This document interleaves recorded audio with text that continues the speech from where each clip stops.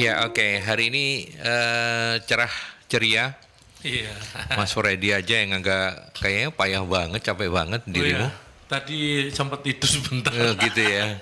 Iya, iya, iya. Iya, Mas iya, banyak kerjaan, banyak cuan lah. Alhamdulillah. Alhamdulillah, Mas Freddy Sambang namanya Iya, Mbak, karena dia suka sambang-sambang. hobinya nyambang-nyambangi siapapun gitu ya. Cuman UMKM. cuman karena hujan katanya berhenti dulu daripada nanti Masuk angin. masuk angin. Sama luntur. Luntur. Sehat ya Mas Freddy ya? Alhamdulillah. Alhamdulillah. Oke, baik. Kita kembali di saya Aldi Susanto bersama Dan saya Mas Freddy Freddy. Sambang. Ya, di perbincangan rumah UMKM dan tamu kita ini Istimewa Mas Freddy yang istimewa luar biasa. Mas Freddy menggali beliau dalam waktu kurang lebih sejam itu. Iya. Masih belum selesai belum gitu ya. selesai. Ternyata beliau ini termasuk apa ya? Gak dari sekolahnya aja.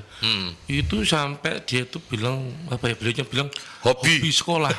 Oh, no, ya hobi S1, sekolah ya. S2, S3 itu loh. Saya dulu di sekolah paling jembek. Kok ada yang hobi sekolah ya? S1 nya berapa tahun? Lu S1 lumayan, SMA Kak Munggah saya. Beliaunya sampai S3 ini. Sampai S3. Saya tuh lu baca kurikulum vitae-nya sampai ngeluh saya. Iya, sampai Jangan dibaca. Jadi wajah dilihat aja ya. Iya. Tapi nama beliau siapa Mas? Perkenalkan, monggo silakan. Iya, Panggilannya sih Mbak Cici saya tahu ya. Cici, kalau namanya Bu Estina Lurani SS MM. Dokternya apa DR dokter kan? Masih kandidat. Oh kandidat dokter. Kandidat dokter ya, S3 ya. Sekarang lagi menempuh pendidikan S3 ya? Iya. UNER ya Mbak? Iya, UNAL di PSDM. Oh, ngori saya lihat dari apa profilnya ini. Ya, Mbak Cici Esti Nalurani, benar ya Mbak ya? Iya. Ya, oke. Beliau ini CEO Think Indonesia. Ini yang sekolah tadi itu yang kita ngobrol-ngobrol Iya, tadi itu. betul. Saya masih suka menyebut CEO karena Chief Everything Officer. Everything officer. Oh, Artinya masih iya. masih harus mengkontrol semua sistem, masih belum bisa dilepas 100%. Mbak Cici, kalau orang Siap. ingin mengenali Anda paling gampang, oh Cici tuh, oh Cici yang Think Indonesia atau apa? Memang bajunya Think Indonesia Iya, ya? betul. Bajunya Think Indonesia. Berarti namanya cheating. Citi. Citing. Oke. Citing. Suka cheating. Iya. Dan beliau ini juga ngajar juga ya?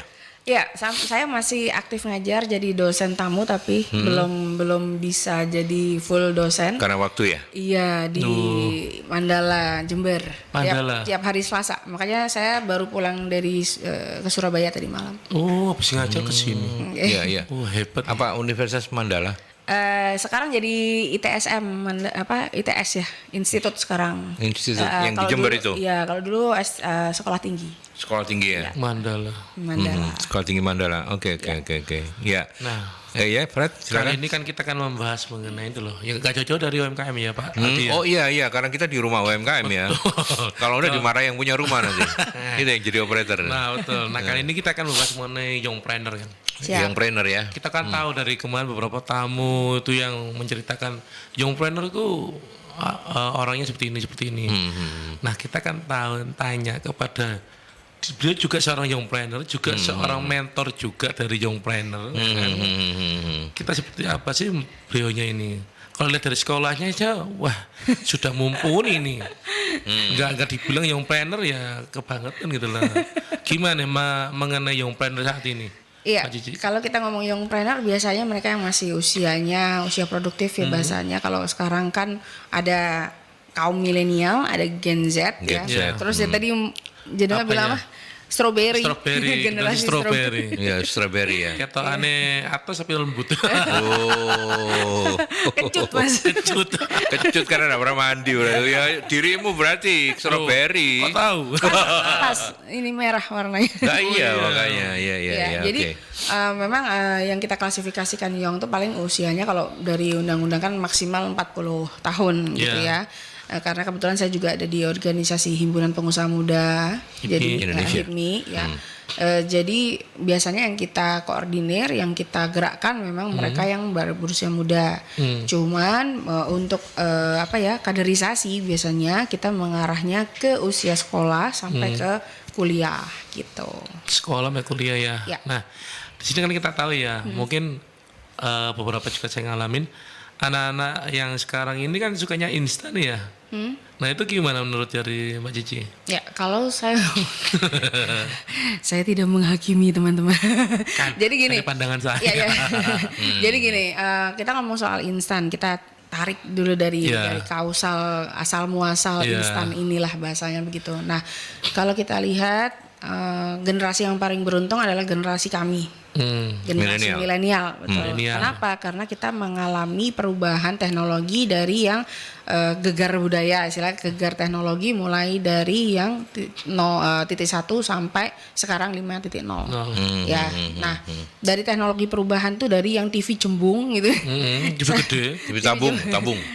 Nggak punya handphone, punyanya HT gitu kan, sampai yang sekarang kita tahu sendiri gadgetnya macam-macam, bahkan ada sekarang bisa kamera segede paling cuman kancing doang misalnya begitu. Nah, kita mengalami itu. Pertanyaannya adalah apa fungsinya kita jadinya? Nah, maka menurut saya pribadi fungsi kita tuh jadi jembatan, Mas. Jembatan informasi dan penghubung buat senior-senior kita yang istilahnya di angkatan milenial ke atas, biasanya baby boomers disebutnya, sampai ke teman-teman strawberry ini istilahnya gitu, karena kita ada di tengah-tengah nih. Dan cara komunikasi kita itu ada di tengah-tengah juga. Cara kita ngomong, kayak mungkin beberapa kali saya menggunakan bahasa Jawa halus masih yang mana tuh sangat jarang juga digunakan sama teman-teman strawberry gitu kan, atau Gen Z ini. Nah, itu sebenarnya generasi kita merupakan jembatan di situ. Nah, karena kita jembatan, pertanyaannya siapa sih yang sebenarnya memberikan influence atau pengaruh terbesar dalam komunikasi atau pendidikan selama ini untuk anak-anak generasi Gen Z, X, Z dan strawberry inilah gitu. Berarti kan tanggung jawabnya di kita nih. Nah, berarti yang ngajarin mereka siapa? Nah, milenial dan sebelumnya. Nah, pertanyaannya ini bukan nyari siapa yang benar ya. Artinya kausal salah satunya adalah cara komunikasi kita mendidik mereka. Satu. Berarti kita berkontribusi juga untuk mereka menjadi instan seperti kedugaan Freddy tadi ya, Mbak Cici ya. Kita tidak mencari siapa yang salah ya. Kita menarik kausal menarik kausal ini. Yang kedua adalah kita nggak bisa tidak bisa memungkirin bahwa teknologi atau gadget yang mereka pegang itu adalah salah satu juga kausal. Yang pertama adalah dulu zaman kita kalau mau nyetel TV ada jamnya. Kadang-kadang kadang-kadang effort juga harus ke tetangga karena kita nggak punya sendiri gitu ya. Betul. Dari desa ya dulu ya. Kepala desa dulu ya. Oh iya, saya ke TV tetangga sampai dicari orang tua saya loh. Sampai jam 12 malam nggak ketemu. Saya nonton bulu tangkis nih. Bayangkan nonton TV aja effort. Belum lagi kita harus ngerjain PR yang segambreng gitu kan. Artinya kita sudah istilahnya jalan kaki keluar tuh effort banget gitu, punya usaha yang luar biasa.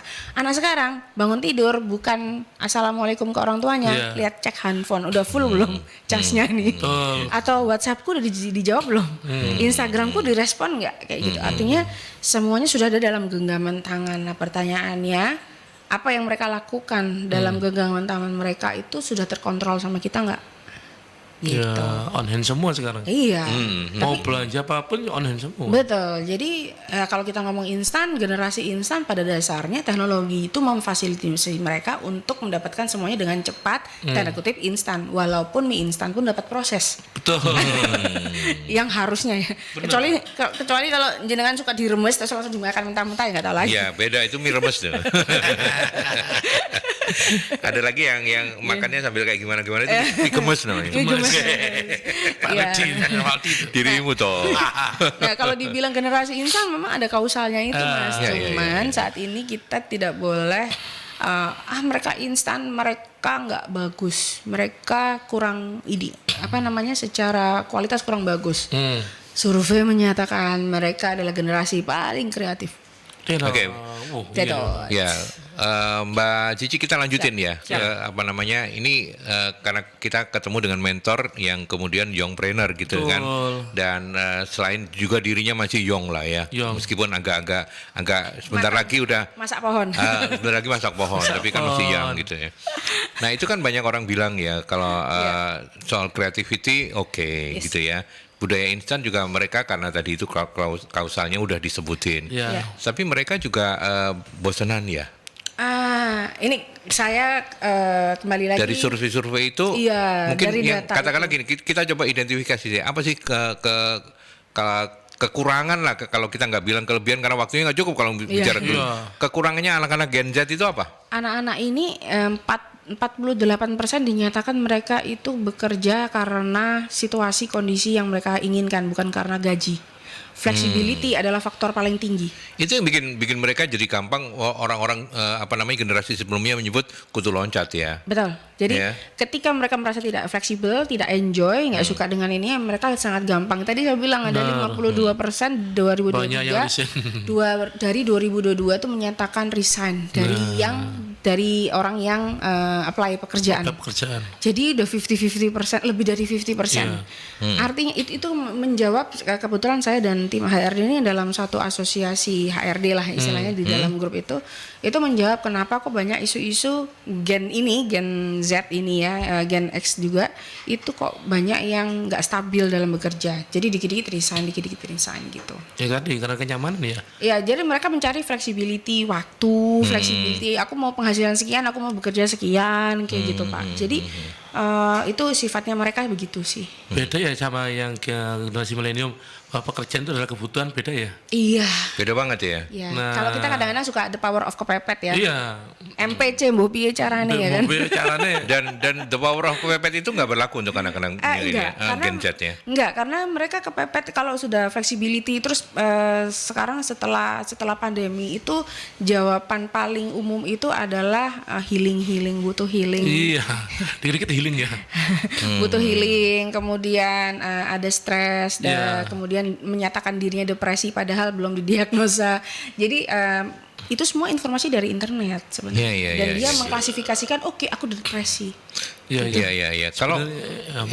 Kalau anak-anak yang kategorinya Gen Z itu dan fresh graduate, mereka lebih memilih untuk aku malas kerja sendiri karena aku malas bertanggung jawab, atau mereka lebih memilih ikut orang, atau justru kecenderungannya lagi-lagi kalau punya datanya Mbak Cici ya, kecenderungannya mereka malah aku pengen jadi entrepreneur gitu. Mana yang Jadi kalau data itu nggak saya temukan Pak, cuman karena flexibility itu membuat mereka bisa memilih sebenarnya. Mereka kalau kepengen kerja, mereka apply dengan kekreativitasan mereka dan sertifikasi mereka yang luar biasa. Kalau dilihat, mungkin jenengan udah pernah tahu sekarang anak-anak tuh luar biasa CV-nya sertifikasi. Wow banget karena memang sekarang banyak fasilitas seminar ataupun sertifikat di mana-mana gitu kan. Tapi begitu kerja mereka terdesak dengan pressure tekanan, target waktu dan target omset misalkan, itu mereka mental ya. Iya, nah kemudian mereka yang mencoba trending jadi entrepreneurs atau jadi pengusaha, ya itu tadi. Oke, betul yang tadi dengan bilang bahwa ketika dia berdagang di online dia merasa bahwa dia pengusaha, padahal kalau kita ngomong bedanya antara pedagang dengan pengusaha, yang pengusaha ini tersistem semuanya, udah ada sistemnya, sedangkan pedagang ya udah dagang nah, jual laku kulaan gitu ya. Nah, justru mereka ini adalah penjual yang luar biasa. Penjual yang luar biasa kenapa? Apa yang dibawa dia tuh rata-rata laku dibeli temannya sendiri. Minimal itu. Karena mereka suka bergubuk ya, istilahnya berburu bareng, trending ini trending itu. Jadi mereka sebenarnya salah satu dari trendsetter sebenarnya dari mereka sendiri. Ya kita lihat yang fashion di jalan itu bermula dari gerombolan orang yang suka nongkrong di situ, kemudian ya nongkrong terus difoto-foto, akhirnya menjadi sebuah tren. Tetapi memang mereka pencipta viral yang bagus, tapi cepat hilang terus ya Mbak. Seperti itu ya karakternya ya. Karakternya begitu. Oke. Yang saya herankan kan tadi kita anak-anak Gen Z itu kan banyak lebih kreatif ya. Tapi berbanding terbalik dengan sifatnya yang suka healing ya. Nah, bener kan ya? Seorang kreatif kan pasti nggak kreatif tapi mutungan ya. Nah, itu loh. Ya kan, betul nggak? Ya kalau aku nggak bisa judging juga, itu personal karena ada yang mutungan ada yang enggak. Tapi kalau dari trending sekarang mereka karena lihat di Instagram atau di TikTok atau di media sosial, enak ya nih orang jalan-jalan doang, influencer tourism tuh kemana-mana, healing. Terus ada quotes yang menyesatkan di Instagram motivator yang kamu kerja doang, kamu kerja apa dikerjain. Nah itu membuat mindset mereka merasa dikerjain. Lalu siapa yang sebenarnya menginstal otak mereka yo? Berarti mereka memang mudah untuk terpapar dengan ini ya. Iya, karena itu bayangkan Pak, orang baru bangun tidur itu alfa loh. Ya kan? Gelombang alfa. Mau tidur ngantuk-ngantuk masih lihat handphone itu gelombang alfa. Itu kayak install otomatis twing gitu. Iya. Jadi kayak apa ya, tonton jadi tuntunan ya. Iya, otaknya sama HP nggak bisa pisahin gitu. Nah, itu. Oke. Baik. Nanti kita lanjutkan seperti biasa, saya dan Mas Freddy membuka kesempatan kalau Anda ada yang mau, bukan healing ya. Kita nggak lagi ngobatin orang healing ya. Tapi mau sharing-sharing lah ya. Mau sharing-sharing silakan di 0315620096 atau jika melalui WhatsApp ya. 0817300096. Hari ini saya dan Mas Freddy dibuat ngeri-ngeri sedap sama Mbak Cici ya. Ternyata dari penelitiannya ngeri. Iya, ngeri loh. Apa kabar tahun depan ya? Iya, kalau tahun depan masih sih oke lah ya. Iya. Tapi apa kabar misalnya 2 dekade lagi gitu ya? Generasi milenial, anak-anak milenial sudah mulai apa?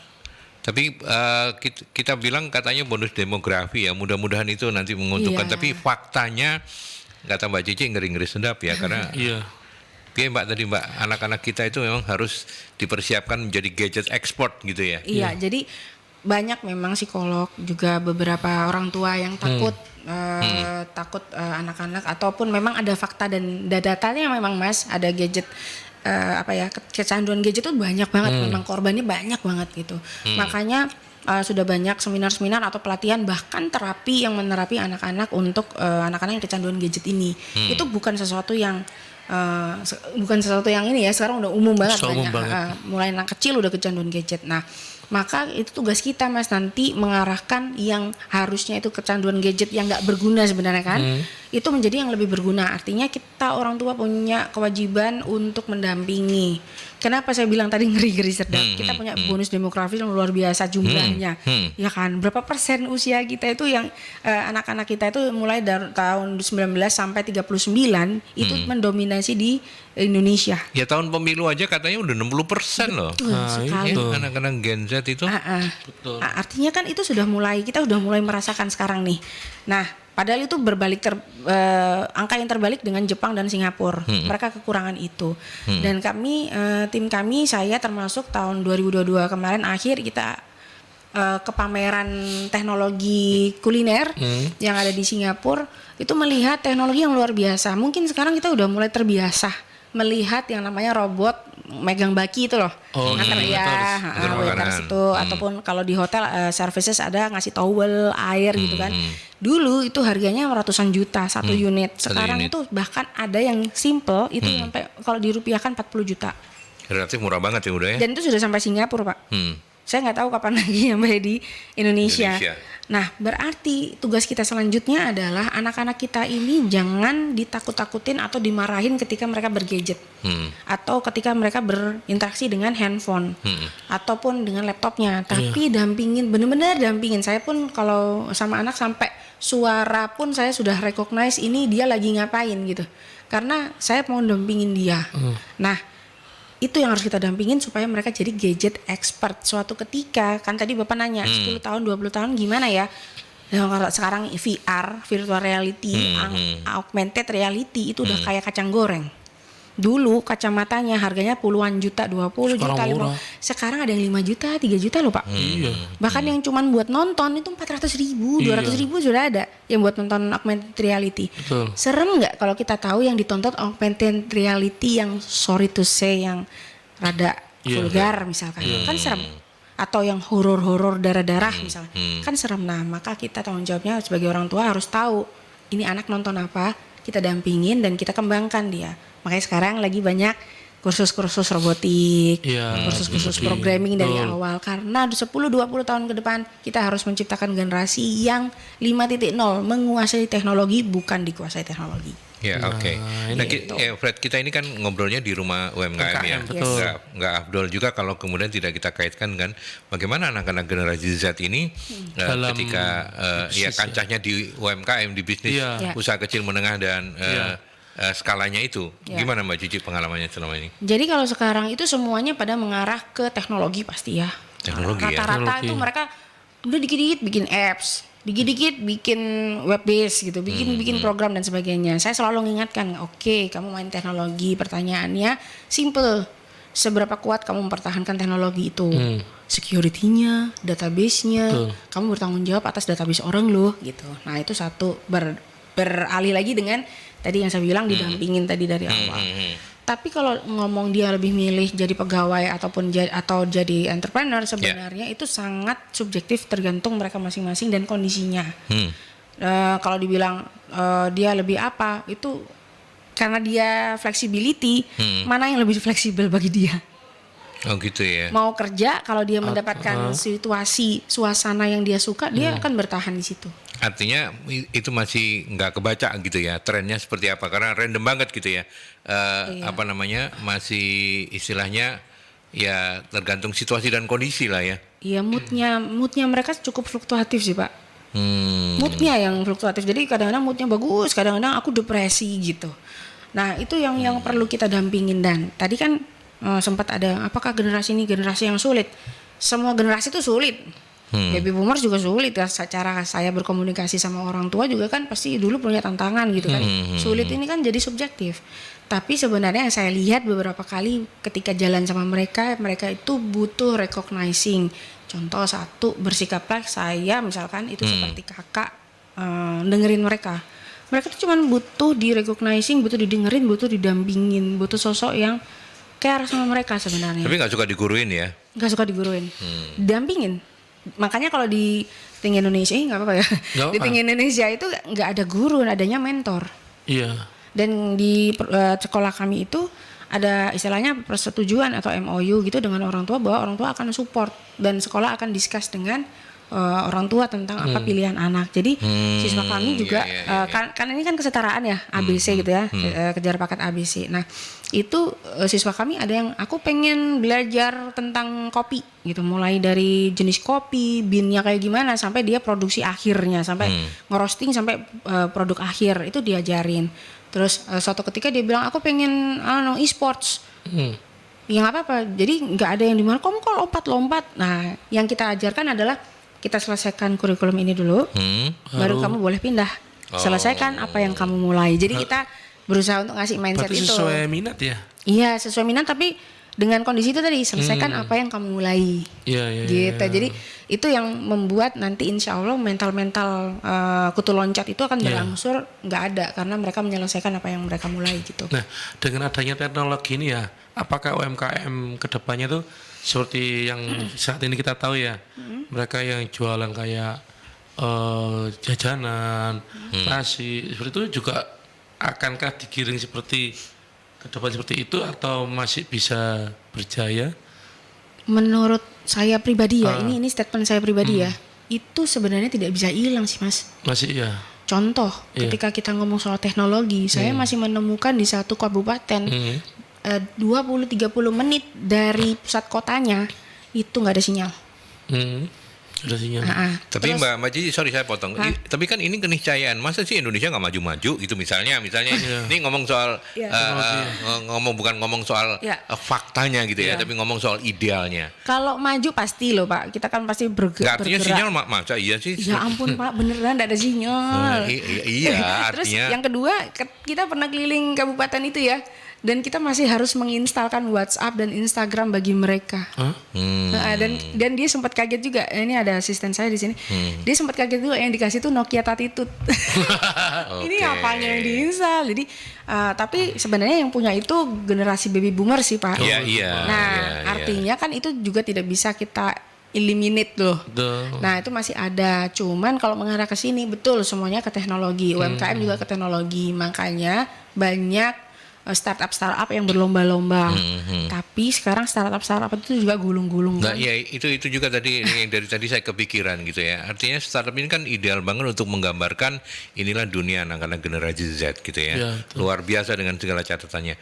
Tapi ketika mereka bertumbangan itu sebenarnya apakah Mbak Cici sempat mengamati apa quote-unquote ya kesalahan terbesarnya mereka apa ya? Saya nggak bisa ngomong kesalahannya apa, karena itu perusahaan gede banget, sistemnya juga gede banget, yang duitnya juga gede banget. Tapi atau paling nggak mungkin apa gitu yang permasalahan utamanya itu modal. Yang saya baca itu permasalahan utamanya modalnya ditarik. atau tidak dikucurin lagi modalnya, sehingga yang kemarin merasakan harga murah tanda kutip jasanya itu jadi sekarang jadi mahal, sehingga dan tidak kompetitif sekarang dengan jumlah perputaran uang yang ada sekarang dengan harga yang ada jadi kurang reasonable, sehingga harga produk yang awalnya mungkin cuma Rp5.000 jadinya 7.500. Itu untuk retail kan wah gede banget Pak. Nah makanya lahir usaha baru yang manual lagi gitu kan, ojek manual lagi yang berdasarkan WhatsApp. Tapi kembali lagi masalah keamanan, kepercayaan dan sebagainya. Artinya ini kita ngomong soal manusia, terus bergerak. UMKM kita tetap harus update. Makanya kalau sekarang aku mau promosikan nih rumah UMKM nih. Kalau memang ada di sini ada fasilitasnya, harus update terus pelatihan-pelatihan itu supaya mereka informasinya juga nggak ketinggalan. Gitu ya. Iya. Nggak cuma diajarin untuk dagangnya doang ya, iya. Tetapi environmentnya itu juga mereka mesti paham ya. Dibentuk karena itu tadi Pak, saya bilang kan mindset itu yang paling utama. Ketika mindsetnya sudah benar istilahnya, kalau rumah bangunan pondasinya harus kenceng nih, harus benar nih, bahannya udah benar. Maka mau dibangun seapapun dengan pondasi yang tepat, dia akan tinggi menjulang. Gitu sih Pak. Ya oke. Ini ada Mas Freddy, saya bacain untuk ini ya, ada sahabat Merkuri yang udah masuk ya. Ada Bu Reni. Apa yang beda dari semangat Gen Z, milenial dan baby boomers dalam berbisnis? Semangatnya, kalau ini kembali lagi pendapat pribadi ya, karena kan saya belum sempat riset nih. Semangatnya kalau saya lihat baby boomers itu menjadi entrepreneur atau pengusaha karena kondisi Kepepet. The power of kepepet. Iya, Karena zamannya baby boomers itu PNS is number one. Artinya ketika menjadi pegawai dengan tetap ada itu satu kebanggaan. Yang kedua memang mereka melihat kestabilan kan. Yeah. Kita harus menerima itu. Mereka mencari kestabilan tiap hari. Mereka jadi tahu belanja berapa gitu kan. Terus yang kedua kalau milenial ini sudah mulai 50-50 nih. Karena apa, dari yang awalnya orang tuanya ada yang the power of kepepet, mereka lahirlah generasi kedua yang melihat orang tuanya fight di situ dan menjadi pengusaha dengan terencana. Entrepreneurs by plan. Nah, itu sudah mulai di generasi milenial. Generasi berikutnya dia melihat hasil yang kadang-kadang itu tadi dibilang secara instan. Maka dia memiliki hasrat untuk segera kaya, segera sukses, segera famous, segera seperti segeranya dia buka handphone dan klik-klik on hand. Gitu. Iya. Berarti suatu saat kita bisa sulit nyari ASN ya. Nah ini suatu saat ya, mungkin karena memang sudah nggak butuh ASN ya, karena semuanya digerakkan dengan teknologi ya. Iya kan, digerakkan dengan teknologi. Sudah ya. Bukannya sudah ya? Bukannya sudah ngalamin ya? Sudah. Sampai pengumuman itu sudah di Instagram loh. Sekarang. Artinya ya, ayolah guys, nggak semua pegawai itu jelek loh, gitu loh. Kita tuh harus menyadarkan kayak gitu bahwa apapun fungsimu. Kalau saya sama rekan-rekan mentor, sama rekan-rekan trainer tuh selalu gini. Kalau mencari love, mencari pekerjaan yang kamu cintai, artinya mengerjakan sesuatu yang kamu cintai, musisi atau puisi atau apa, itu 1 in a million, itu rezeki banget kalau kamu bekerja ke suatu bidang sesuai yang kamu dengan cintai. passion. Betul. Gitu ya. Tapi ayolah, love what you do, apapun yang kamu kerjakan cintai. Saya punya satu tim, saya nggak pernah ngomong karyawan. Kalau di kantor kami tuh kayak Pak Mali ngomong karyawan, kami itu satu tim dan tim itu nggak bisa dipisahkan. Mau OB kayak mau sopir, buat saya sopir itu kuda pacu, tanpa sopir saya nggak bisa kemana-mana. Saya punya satu OB lulusan SMK Multimedia, betul ya? Dan dia nggak gengsi sama sekali. Karena dia sudah love what you do, sudah mencapai titik itu. Jadi diseneng aja, Mbak aku kurang pel-pelan, kurang ini gitu. Dengan happy aja gitu. Kadang-kadang suka nongkrong di studio terus ngasih usulan ke mereka. Oh sampai segitunya ya. Ada sekolah multimedia udah. SMK Multimedia Mas. Oh ya OB. Ngelamarnya jadi OB. Aku juga mau bener ya. Tapi anaknya happy kok Mbak. Oh ya udah. Yang penting itu. Nah, karena generasi kita tahu dia flexibility dan happiness itu nomor satu bagi mereka. Iya. Oke. Baik. Nanti kita lanjutkan kembali. Silakan, masih ada waktu untuk kita di sesi yang terakhir ngobrol-ngobrol, makin lama makin asik ya. Iya. Dan nggak cuma ngeri-ngeri sedap kok, kita nanti setelah ini nggak akan ngeri-ngeriin lagi. Sedap ngeri kayaknya. Sedap-sedapnya ngeri tadi. Tapi kita ke iklan dulu ya. Iya. Iya, masih bareng saya Aldi dan Freddy Sambang. Mas sudah nggak ngantuk dia sekarang karena ngeri-ngeri sedap tadi. Iya, langsung terbelalak gitu. Wow, serem ya. Iya, Mas Freddy, kita menyapa Bu Emi ya. Bu Emi ini profilingnya adalah seorang ibu rumah tangga, pelaku UMKM, ya, sama dan Bu Emi. Ya punya anak usia SMA. Yang jadi pertanyaan setelah mungkin mendengarkan kita tadi itu ya, Bu Emi menanyakan gimana caranya mengarahkan agar anak saya bisa berperan membantu usaha saya, dari sisi apa baiknya mereka dilibatkan. Oke, ini menarik karena sebenarnya kalau kids zaman wow, saya ngomongnya bukan strawberry Mas, saya wow. Ngomongnya kids zaman wow, karena kita kalau ngeliat wow on iso ya gitu. Lebih seru dari now berarti, makanya kids zaman wow. Kids zaman wow ini kan nggak suka diperintah. Coba Bu Eni, kalau nyuruh anaknya nyapu. Bu Emi, kalau coba, saya nggak judging ya. Coba deh, kalau nyuruh anaknya nyapu, itu beda dengan dia nyapu sendiri. Kalau nyapu sendiri, dia tiba-tiba rajin. Semangat, tapi terus habis itu misalnya yang ngono nyapu, langsung dilempar atau ditaruh. Tinggal, iya. Nah, itu sebenarnya indikasi bahwa kita generasi mereka memang nggak bisa disuruh, gitu ya. Oh gitu ya. Tapi bagaimana caranya diajak? Diberi contoh, dikasih contoh, diajak tanpa ngomeli, tanpa demanding. Terus mereka suka menolong loh Pak. Mereka tuh suka menolong sebenarnya karena itu tadi mereka butuh di-recognizing kan. Mereka butuh dipuji kan. Mereka butuh diakui istilahnya bahwa dia bisa ini. Contoh, coba aja Bu Emi, anaknya suka TikTok nggak, atau suka Instagram nggak, atau suka apalah misalnya kayak gitu. Dek atau mbak atau kak boleh minta tolong ibu dibikinin nggak? Oh ibu ini apa? Ayolah, kamu kan di sekolah lebih pintar dari ibu misalkan. Nggak mau, jangan dipaksa, jangan dioloin. Besok lagi notabene kita rada harus drama ya misalnya. Tuh gimana sih caranya? Gimana sih di depan dia? Dia bantuin ibu dong gitu misalkan. Nah nanti kalau sudah bisa, makasih banyak ya cayang gitu misalkan. Atau kalau nggak terbiasa ngomong I love you atau big hug, ya paling nggak ngomong terima kasih udah bantuin. Terus misalkan ada omset dari online itu, Kak ini gara-gara kamu bikinin Instagram nih, ini ada penjualan bonus. Ini nih, kamu mau apa gitu misalkan. Imbalan gitu ya. Rewardnya bisa kayak begitu ya. Tapi jangan berlebihan juga gitu kan, karena mereka tipikal orang yang menghitung sebenarnya. Oh ya? Yes. Hitung. Karena flexibility dan itu enjoyable itu ya. Jadi mereka menghitung. Jadi jangan langsung besar gitu. Jadi bertahap. Nah terus nanti kalau misalnya gini, kadang-kadang ada ego seorang, saya generasi kedua juga kan soalnya. Ada ego seorang anak nggak mau menjalankan usaha orang tuanya. Itu ego sejuta anak. Gitu. Cukup banyak berarti ya? Iya banyak, hampir semua bahkan. Hampir semua ya? Iya. Karena mereka nggak kepingin, mereka nggak punya ini sendiri gitu ya.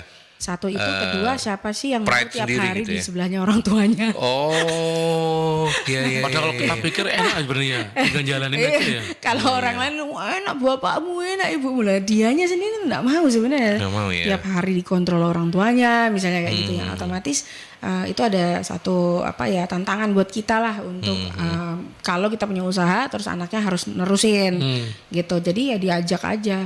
Suatu ketika dia itu memang nggak mau benar-benar, ya kita harus mencari cara, ya salah satunya disistemkan itu. Rumah UMKM jadi bermanfaat nih nanti. Iya. Mungkin memang itu juga yang menjadi pertanyaan banyak sahabat-sahabat UMKM. Betul. Ya di perbincangan kita. Kalau misalnya bisnisnya sudah established kan eman banget ya Mbak ya, kalau nggak ada yang nerusin kan. Betul.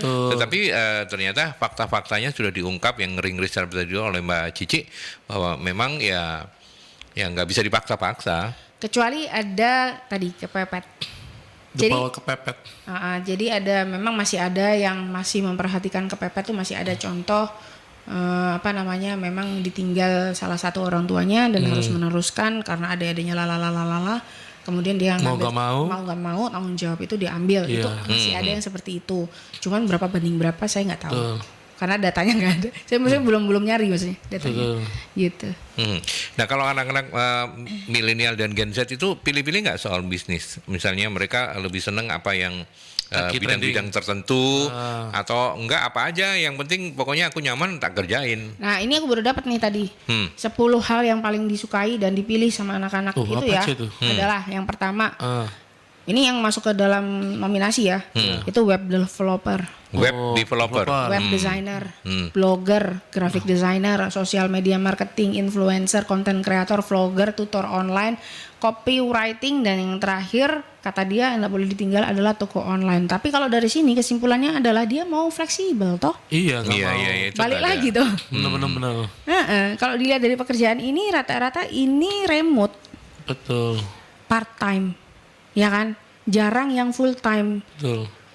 Jarang banget. Berarti dia masih kepengen bekerja tapi ada waktu luang untuk dia sendiri. Iya. Untuk having. Jarang nih model kayak Guntur nih, langka ini Pak. Apa? Generasi siapa? Guntur ini generasi Z tapi sudah lebih tua dari Z-nya gitu ya. Makanya dia lebih generasi separuh dia. Separuh jiwaku tadi itu. Ini generasi kayak Guntur ini langka ini Pak. Yes, Guntur itu sahabat Merkuri memang tidak masuk di frame ya. Guntur itu adalah stafnya Mbak Cici. Tapi boleh kita jadikan, maaf ya Mas Guntur ya, kalau kita jadikan contoh, tapi kan ini contoh baik. Langkahnya kenapa Mbak Cici? Langkahnya adalah karena Think Indonesia ini adalah perusahaan yang nggak umum tanda kutip ya, karena sekolah kan rata-rata ada kurikulum nasional, ada kurikulum kita ada kurikulum flexible learning lah biasanya begitu, yang tadi yang karena kita kejar paket ABC ya, jadi dia juga bisa mempelajari hal-hal yang dia inginkan bahasanya begitu. Nah, maka kita banyak research, banyak develop. Maka dia hampir kalau dia masuk, kamu berapa persen lembur, hampir setiap kali lembur dia. Lembur terus ya. Makanya prinsip dia lembur gitu. Lembur buat THR. Cuan. Jadi saya tahu nih mereka punya WhatsApp yang nggak ada saya. Saya tahu tuh tagline-nya lembur gitu. Tapi ya saya pikir alhamdulillah Guntur dan teman-teman yang satu angkatan dia itu mulai tahun 2020 ya. Ada yang tahun 2019 bareng sama kita. Gitu. Jadi cukup konstan, mereka cukup mentalnya cukup bagus untuk seukuran mereka generasi Z. Gitu. Ya. Bagi mereka yang sudah on track kayak Guntur dan kawan-kawan yang sudah on track, literasinya apa yang paling penting untuk supaya mereka tetap bisa menikmati generasinya gitu kan, nggak dipaksa-paksa, tapi juga mereka kita enjoy ngeliatin, oh ya anakku on track terus nih gitu. Yeah. Kalau on track terus enggak? Oh enggak mungkin penceng ya? juga dia kadang-kadang. Penceng. Cuman itu jangan suka menceng-menceng loh kamu nanti. Cuman salah satu aku nggak tahu Tur, itu mungkin karena open management Tur, salah satunya. Ya. Jadi mereka itu saya kasih istilahnya edukasi dari awal bahwa kamu tuh tim bukan karyawan. Satu. Kita keluarga. Bukan rekan kerja, bukan perusahaan gitu ya. Bukan, tetap perusahaan tapi maksudnya sistemnya kekeluargaan, miring gitu ya. Bukan atasan bawahan gitu ya. Kamu bukan entrepreneur tapi kamu intrapreneur. Kamu adalah sosok pengusaha yang membesarkan perusahaan bersama nih gitu. Dan yang berikutnya adalah karena open management. Open management itu kayak open kitchen. Jadi tahu prosesnya, bahkan keuangan apa segala macam. Kadang-kadang tiap 1 bulan sekali kita floorkan, kamu mau target omset berapa, mereka tentukan sendiri, mereka tentukan ritme kerja sendiri. Kadang saya juga kalau ngasih perintah suka ditolak sama mereka. Mbak, kita ada omset kayak gini, kita ada target kayak gini. Oke, berarti solusinya apa? Jadi kalau saya ditolak sama mereka karena mereka ngejar deadline ya, mereka tak balikin, solusinya apa? Aku didampingin siapa nih gitu. Jadi mereka lebih suka dikasih trust itu, dikasih kepercayaan itu gitu. Ya, artinya ya balik lagi ke pembicaraan awal kita bahwa anak-anak Gen Z itu karena memang sifatnya nggak bisa diguruin, maka semuanya mesti balik ke menurut kamu apa gitu ya. Tapi tetap kita yang harus ada koridornya ya. Nggak boleh juga karena Guntur yang pinter aja menceng-menceng gitu ya. Menceng-menceng. Ya kasihan Guntur ya menceng-menceng. Wah, Guntur. Tir. Guntur. Gunturnya gentir. Kamu sini dong, sekali-sekali kamu kayak tampak frame gitu loh. Boleh dari situ, boleh. Supaya orang nggak penasaran Guntur itu menceng. Kamu kesini dan buktikan bahwa kamu bisa menceng. Coba ya. Sini. Kamu tak promosikan lewat radio yang luar biasa ini bahwa kamu high quality jomblo. Oh, iya. Ayo silakan. Nah, kita tampilkan. Ini. Bagaimana tampaknya Guntur? Gak usah wedaan Tur sini. Iya. Ini apa namanya? Ya. Ini adalah Guntur yang masih nggak menceng. Ini yang masih presisi ini. Ya, masih presis. Ya, Mas Guntur ini hari-harinya apa, Mbak Cici? Dia sebenarnya masuknya ke tim IT ya. Jadi kita ada, lebih ke IT ya, lebih ke sosmed segala macam itu jadi tanggung jawab dia gitu ya. Terus sekarang masuk kan kita kemarin karena adanya pandemi kita leverage bisnis, jadi kita bikin satu anak perusahaan gitu ya yang bergerak di bidang event multimedia. Jadi dia salah satu tim itu. Jadi penggerak event juga ya. Sekarang kita tanya ya. Silakan. Mas Guntur kan dibilang maju Mas Guntur, seperti sering menolak atau apa ya sebagai Gen Z ya. Nah, Mas Guntur saya ingin tanya, Mbak Cici ini ketika memberi masukan ke jenengan atau brief ya, itu seperti apa sih Mbak Cici itu? Permisi ya. Enggak ada permisi. Menurut saya itu kadang lebih dekat Tur, enggak? Ini bisa menyesuaikan. Jadi kadang kalau tergantung kondisi ya. Jadi kalau kadang kondisinya memang urgent banget ya Bu Cici bisa meledak-ledak. Tapi kadang kalau kondisinya bisa dibawa santai ya diomongin juga santai. Jadi tergantung kondisi mengisi kita itu seperti apa. Jadi kekurangan kita apa, Bu Cici ini mau melengkapi gitu. Ya, jadi yang mana yang harus diselesaikan dulu, yang urgent dulu, yang apa dulu gitu. Ya. Ini menarik karena kita bisa mendapatkan testimoni dari ini Gen Z ya. Gen Z ya. Oke, pertanyaan pertamanya adalah Bu Cici juga suka menceng-menceng nggak? Mungkin namanya manusia ya, pasti ada lah. Ada menceng-menceng juga ya. Jujur dia. Oke, Gen Z, Mbak Cici ini pemimpin atau leader? Bos atau leader? Leader. Kenapa Jadi, bilang leader? Beliau mau ini kita, mau berusaha mencari jalan keluar bersama, enggak yang nyuruh kamu harus ini enggak. Ini bukan karena Mbak Cici di sebelah ya? Oh bukan. Enggak. Karena di perusahaan tadi kita seperti keluarga. Jadi gitu. Beliau membimbing kita itu ini harus ada misalnya ada masalah ini, kita harus cari jalan keluar apa. Terus solusinya gimana? Kekurangannya apa? Kelebihannya apa? Jadi yang dipilih yang di mana? Nah, gitu. tadi kan ada ada motonya lembur. Kenapa kok suka lembur? Mungkin karena deadline juga padat. Oh, jadi deadline. Banyak juga yang harus dikerjakan, jadi ya terpaksa kebanyakan cari uang. Deadline apa take home pay? Deadline. Oh, itu korelasinya positif banget ya. Iya. Kalau deadline-nya kecapai banyak kan take home pay-nya juga banyak. Gitu kan. Tapi Mas Guntur Gen Z gitu ya. Kan ngikutin nih kita ngobrol-ngobrol tadi itu gitu ya. Dan Anda membenarkan bahwa memang yang kita diskusikan itu Gen Z itu memang kayak begitu gitu ya. Ya mungkin ini dari pandangan saya ya, karena mungkin kenyamanan mungkin nomor satu kalau dari pandangan saya. Jadi mungkin kalau ada anak baru mungkin masuk perusahaan, kadang mereka itu kan masih mencari sisi mana nyamannya, bukan sisi mana gajinya pertama. Jadi kebanyakan memang ini di sini nyaman nggak, orang-orangnya gimana. Kalau kebanyakan nggak cocok itu belum lama mereka akan mental. Oh gitu ya. Iya, jadi kenyamanan biasanya paling utama kayak itu gitu. juga yang Anda rasakan toh? Bukan cuman membicarakan teman sejawat ya, bukan ya. Tapi kira-kira karakteristiknya kayak begitu ya. Berarti di Think Indonesia nyaman banget ya? Nyaman. Sudah berapa lama? Dari 2020 Agustus. Agustus 2020 ya, masuk tahun setengah ya? Iya, masuk tahun ketiga ya? Iya. Hampir 3 ya. Waktu masa pandemi berarti maksudnya? Iya. Nah sekarang Mas Freddy tugasnya adalah menanyakan. Nah sekarang Guntur akan macak menceng. Sekarang tanya tapi jawabannya ketika dia menceng. Coba Ya apa ya pertanyaan menceng? Bingung ya. Kita nggak tahu mencengnya kayak apa. Guntur itu kalau ini, Pencengnya Guntur itu kalau dia yang menentukan deadline, nanti penceng-penceng sendiri lupa sama deadline-nya. Oh gitu. Nah sekarang Terus itu habis itu dia minta lembur. Nah itu langsung, maksud lo? Mau minta lembur malah. Iya, Oke, ya oke. karena dituntut hari itu, padahal dia lupa misalkan atau nggak bisa bagi waktu kan sebenarnya kita sudah bikin list kan sebenarnya. Dia nggak bisa bagi waktu tapi memang harus selesai hari itu, dia terima konsekuensi lembur. Nggak bisa gitu kan. Kadang saya tegas begitu.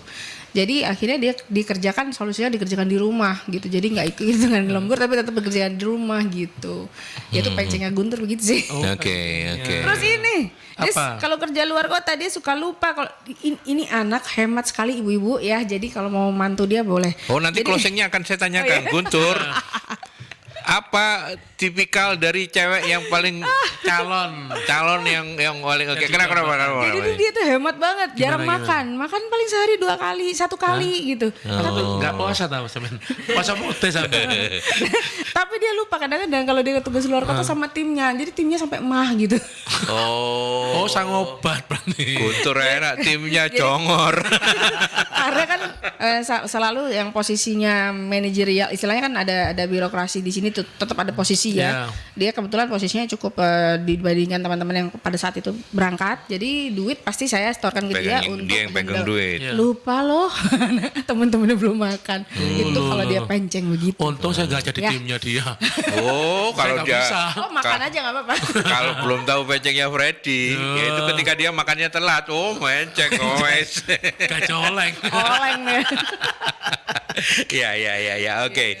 Sebelum kita sampai ke closing, saya pengen Guntur juga menyampaikan begitu ya. Mas Guntur, tadi kan kita ngobrol-ngobrol juga soal bisnis, soal segala macam apa gitu tentang anak-anak generasi Z gitu ya, yang entrepreneur segala macam. Nah, bagi Mas Guntur, tadi kan kita coba apa bisnis yang paling disukai. Mbak Cici punya 10. Mas Guntur mau nambahin nggak kira-kira? Kalau menurut Anda sendiri apa yang bisnis apa yang paling ideal gitu? Iya. Ya, yang menurut saya kalau untuk umur-umur Gen Z ya. Jadi memang mungkin kita itu nggak bisa di pressure terlalu fokus. Maksudnya hari ini kerja jam sekian sampai jam sekian. Itu maksudnya karena perkembangan zaman sekarang ya. Jadi susah untuk mengatur itu. Jadi kebanyakan zaman Gen Z itu malah kepingin kerja yang Fleksibel. yang fleksibel. Yang Jadi kalau mau remote. kerja ya dikerjain. Kalau nanti mau keluar atau ada kegiatan lain ditinggal dulu.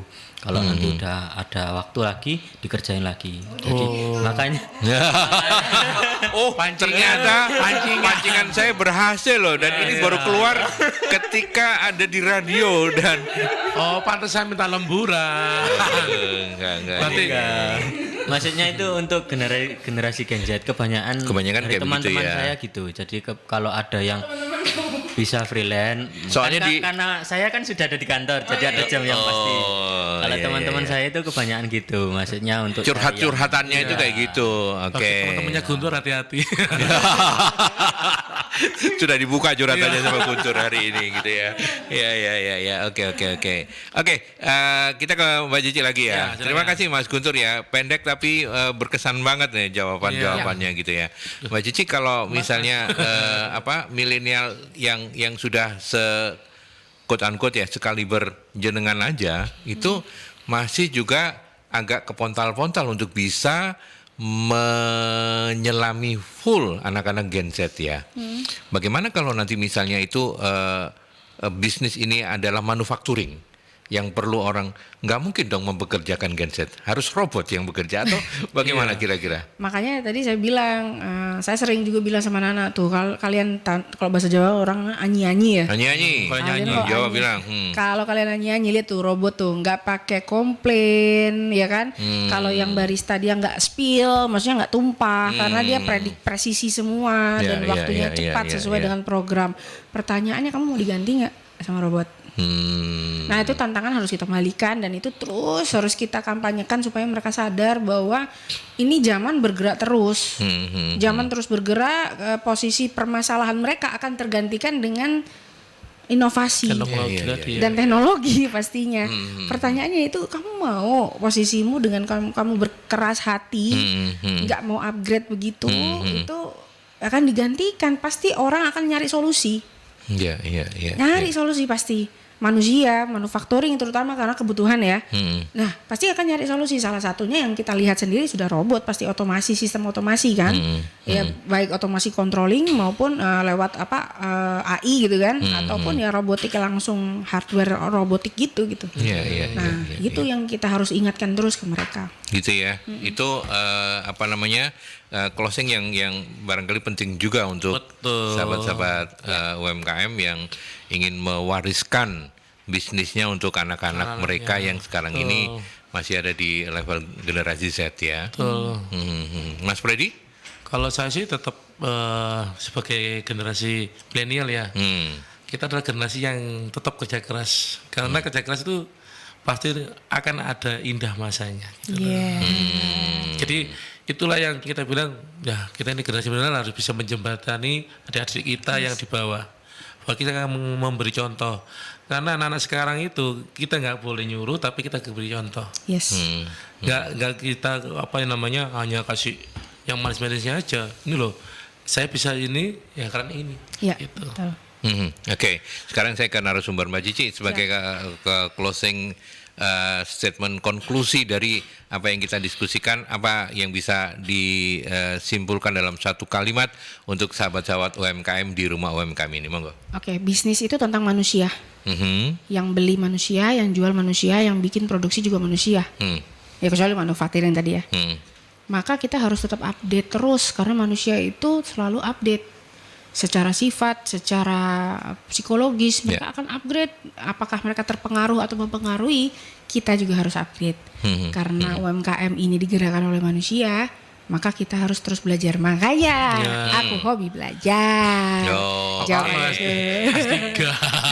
Beliau ingin punya generasi penerus, tapi paling nggak anak-anaknya udah semoga sudah meniru kok ya. Amin. Luar biasa. Oke, thank you banget Mbak Cici Esti Nalurani. Siap. Yang trainer dan mentor juga CEO dari Think Indonesia. Thank you sudah berkenan memenuhi undangan kami di rumah UMKM. Bantuannya ya untuk teman-teman di rumah UMKM, mudah-mudahan nanti kontribusinya bisa berkontribusi lebih banyak karena kontribusi itu juga tidak akan mengurangi barokahnya Mbak Cici juga gitu ya. Mas Freddy terima kasih banyak sudah berkontribusi ngantuk-ngantuk nemenin saya gitu ya. Habis ini kita mau kemana nih? Katanya mau makan. Jangan aja Guntur. Jangan aja Guntur karena Guntur cuma sekali sehari makannya gitu ya. Guntur hati-hati teman-teman menanti. Oke, baik. Terima kasih sudah berkenan untuk hadir dan terima kasih Mas Freddy menemani saya. Sampai di sini Rumah UMKM, saya Aldi pamit. Kita ketemu di Rumah UMKM selanjutnya. Mercury FM. Informatif, inspiratif.